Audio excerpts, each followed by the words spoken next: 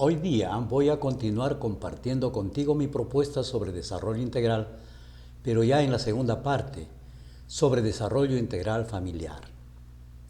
Van a ser 10 sesiones como la anterior y por lo tanto 10 videos correspondientes.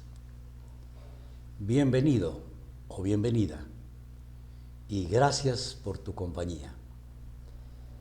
Permíteme regresar a la primera parte para luego continuar con lo que es el desarrollo integral familiar. En la primera parte yo te exponía de que es importante tomar conciencia sobre la naturaleza de nuestro ser como una unidad y como una totalidad. Como una unidad entendida entonces que como tal tiene componentes, tiene partes que la integran. Y por lo tanto, en una articulación le dan una identidad a esta totalidad. Se realizan, por eso, estas partes a través de nosotros y nosotros a través de ellas como una unidad y una totalidad. Eso es lo que corresponde entonces al desarrollo individual personal. Trasladándolo a lo que es el concepto de desarrollo integral familiar, debemos partir también entendiendo que la familia es una unidad, como colectivo es una unidad. Y por lo tanto se sobreentiende que tiene componentes, que tiene partes que la integran. Y la integran articulándose para darle una identidad propia.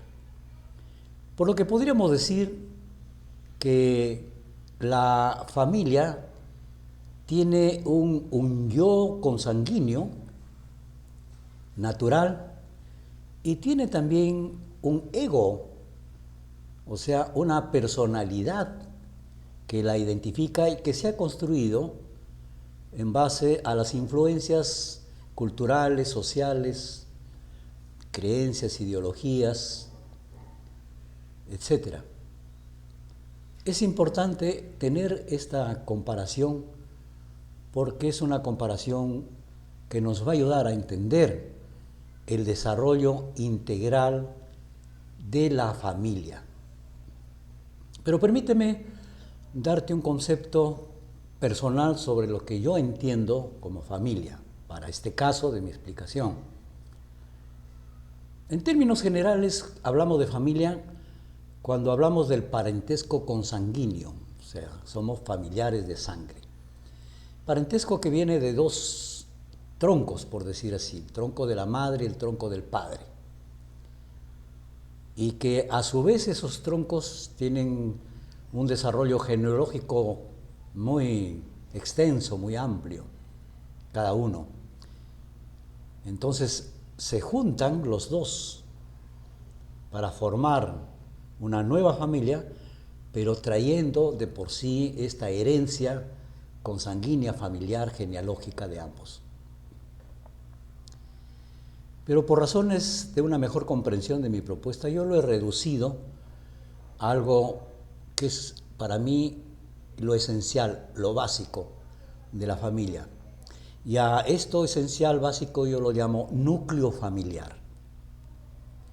El núcleo familiar para mí está compuesto por seres consanguíneos y cuya consanguinidad tiene la fuente de la mamá, la fuente del papá y luego los hijos que comparten entre ellos como hermanos, pero a la vez también comparten como hijos con los padres, esta consanguinidad. A eso entonces yo lo denomino núcleo familiar. También lo denomino núcleo familiar porque lo considero como el centro que concentra y centra todos los componentes, de tal manera que estos componentes entonces se articulan íntimamente. Esta articulación que le da identidad a esta unidad familiar no pueden desmembrarse, no pueden fracturarse, no pueden caminar cada uno por su lado. Si es así, entonces ya hablaríamos de una familia fragmentada, una familia ya no unida y por lo tanto ya no tiene esa fuerza de la unión. Serán ya lazos consanguíneos que son irrenunciables, o sea, nunca uno deja de ser hijo de unos padres, ni unos padres dejan ser padres de sus hijos. Eso es natural. Pero esta unidad básica también tiene la finalidad de perpetuar la especie. Por lo tanto, entonces, con esos dos aspectos, lo que significa la personalidad, el ego, digamos, familiar, que le da una identidad social, y luego la consanguinidad de los que lo componen y que los hermanan como tales, es importante como la raíz, digamos, de la familia. Eso es lo que entonces, reitero, como un centro de gravedad, concentra y centra a estos componentes. Entiendo también entonces de que hay un desarrollo al interior a través del desarrollo propio de cada uno de los componentes, desarrollo de los hijos como hijos, desarrollo de los hijos como hermanos, desarrollo de los padres, la madre como madre, desarrollo del papá como papá, pero a la vez también el desarrollo del colectivo, de los hermanos como colectivo de hermanos, de los padres como colectivo de padres, y luego los hijos con los padres a su vez están unidos, consolidados en una unidad que ya la podemos identificar como unidad familiar. Esta unidad tiene, como te reitero, una identidad que uno mismo que la compone la siente, la reconoce, sabe que pertenece a esa familia. De allí el concepto de pertenencia, que es bien importante. La primera pertenencia entonces es la pertenencia, ya a nivel social, la pertenencia a una unidad familiar, a un núcleo familiar. Para luego entonces entender lo que es la pertenencia a un grupo más amplio, que es el colectivo social. Pero el principio de pertenencia comienza con la pertenencia a este núcleo familiar. Pero quiero reconocer también, entre paréntesis, una cosa que es de la realidad de nuestra sociedad. Estos núcleos familiares a veces en el transcurso de su historia incorporan a personas que no tienen este lazo consanguíneo, pero las incluyen,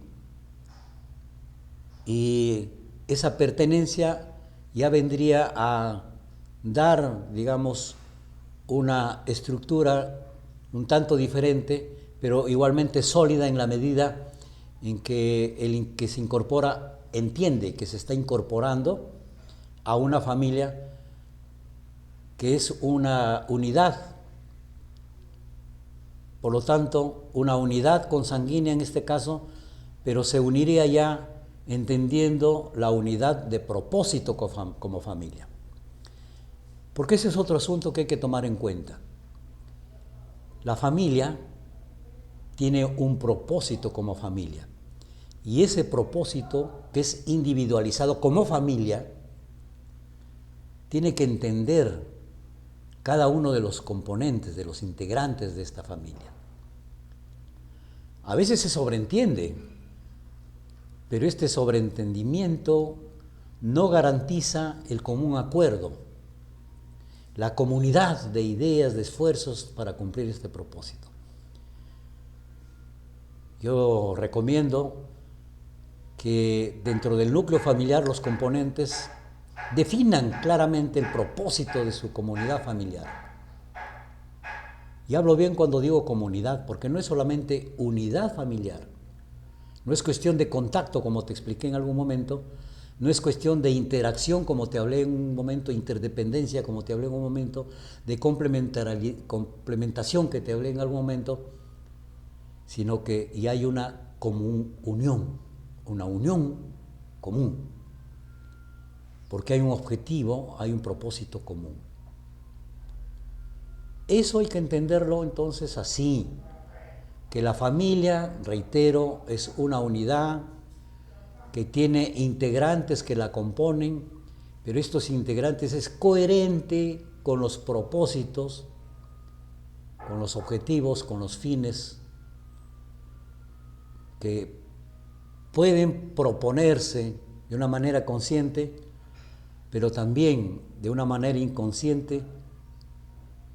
Está ya de hecho, porque el propósito es la reproducción de nuestra raza humana. Por eso cabría decirte que hay dos formas de reproducción en esta experiencia de la familia. La reproducción como raza humana, para que perdure, pero también la reproducción cultural, social, de lo que te estoy diciendo y describiendo como ego de la familia. Y mira lo lindo, lo hermoso, es entender esta pertenencia muy propia, muy particular, muy, reitero, identificable, y sentirte bien diciendo yo pertenezco a esta familia, esta es mi familia, esta es mi sangre, este es en todo caso mi núcleo familiar. Reconoces a tus padres como padres y a tus hermanos como hermanos. Y tú como padre reconoces a tus hijos como tus hijos. Y ahí viene entonces la responsabilidad para poner todo lo que uno tiene de nuestra parte, lo mejor de nuestra parte, para mantener en cohesión, unida a este núcleo familiar y también unidos en el propósito, en la acción. Porque es a través de este esfuerzo común que se suma, cómo es que se logra el propósito. Si no hay esta unión, hay una dispersión, hay una fragmentación familiar, ya no se puede hablar de comunión, de unión con un propósito común. Porque cada uno ya prácticamente, como se dice, baila con su pañuelo, sus intereses ya son diferentes. Y lo triste es cuando se llega a tal punto de incongruencia en que hay ya adversidades entre los miembros naturales del núcleo familiar. Cuando no se entiende de que el bienestar del conjunto, de la unidad de este núcleo familiar, depende de nuestro propio bienestar individual. Y hay que contribuir entonces en ello, porque en este medio de bienestar familiar uno se va a realizar individualmente. El medio va a ser propicio para crecer, para desarrollarse, para evolucionar. Ahí es entonces donde uno tiene que poner en práctica todo lo que ha ganado como riqueza en su evolución individual y empujar, por decir, contribuir, ser la fuerza, la fortaleza de la fortaleza propia de la familia en su autodesarrollo familiar. Autodesarrollo que se expresa entonces en una autorrealización. Dijimos en un principio autodesarrollo y autorrealización individual, personal. Ahora lo trasladamos a entender el autodesarrollo familiar, la autorrealización familiar. Yo hago todos mis esfuerzos para hablarte de una manera muy elemental, comprometiéndome a que si continuamos en esta relación, vamos a seguir ampliando y profundizando esta propuesta porque la vengo meditando, observando, trabajando, experimentando muchos años. Por eso te agradezco que me des la oportunidad de compartirlo. Ahora que podemos estar en contacto como lo estamos haciendo, de una manera virtual, ¿cierto? Pero yo te tengo en mi mente como una persona de carne y hueso. Y tú seguramente también me tienes presente a través de la imagen como una persona de carne y hueso. Te agradezco muchísimo por esta primera oportunidad que me estás dando de explicarte ya esta segunda exposición correspondiente a desarrollo integral familiar. Mientras tanto, me despido y esperando encontrarnos nuevamente. Hasta la próxima.